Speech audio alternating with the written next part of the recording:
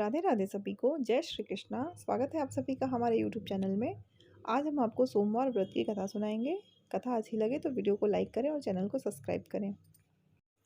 एक बार किसी नगर में एक साहूकार था। उसके घर में धन की कोई कमी नहीं थी, लेकिन कोई संतान न होने के कारण वह बहुत दुखी था।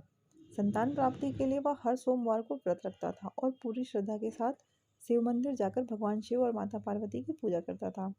उसकी भक्ति देखकर एक दिन माँ पार्वती प्रसन्न होकर भगवान शिव से साहूकार की मनोकामना पूर्ण करने के लिए इच्छा व्यक्त की। माता पार्वती के आग्रह पर शिव जी ने साहूकार को पुत्र प्राप्ति का वरदान दिया, लेकिन उन्होंने बताया कि यह बालक 12 वर्ष तक ही जीवित रहेगा।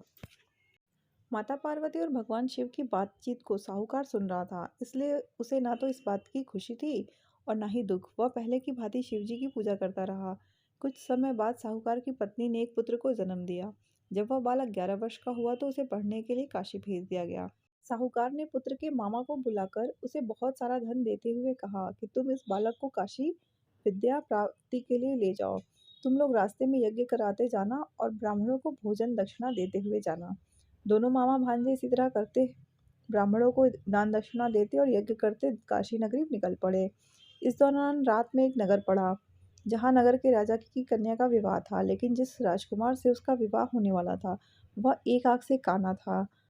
राजकुमार के पिता ने अपने पुत्र के काना होने की बात को छुपाने के लिए सोचा, क्यों ना उसे साहूकार के पुत्र को दूल्हा बनाकर राजकुमारी से विवाह करा दूं।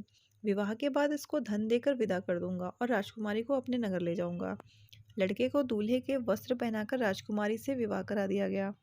साहूकार का पुत्र ईमानदार था, उसे यह बात सही नहीं लगी, इसलिए उसने अवसर पाकर राजकुमारी के दुपट्टे पर लिखा कि तुम्हारा विवाह तो मेरे साथ हुआ है, लेकिन जिस राजकुमार के संग तुम्हें भेजा जाएगा वह एक आंख से काना है। मैं तो काशी पढ़ने जा रहा हूँ। जब राजकुमारी ने चुन्नी पर लिखी बातें पढ़ी तो उसने अपने माता पिता को यह बात बताई। राजा ने अपनी पुत्री को विदा नहीं किया, फिर बारात वापस लौट गई। दूसरी ओर साहूकार का लड़का और उसका मामा काशी पहुंचे और वहां जाकर उन्होंने यज्ञ किया। जिस दिन लड़का 12 साल का हुआ उस दिन भी यज्ञ का आयोजन था। लड़के ने अपने मामा से कहा कि मेरी तबीयत कुछ ठीक नहीं है।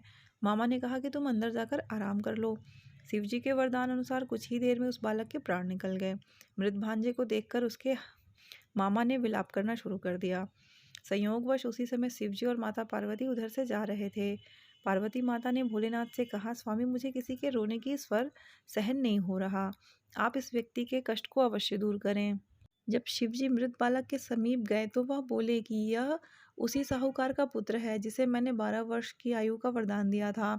अब इसकी आयु पूरी हो चुकी है, लेकिन मातृ भाव से विभोर माता पार्वती ने कहा, हे महादेव, आप इस बालक को और आयु देने की कृपा करें, अन्यथा इसके वियोग में इसके माता पिता भी तड़प तड़प कर मर जाएंगे। माता पार्वती के पुनः आग्रह पर भगवान शिव ने उस लड़के को जीवित होने का वरदान दिया।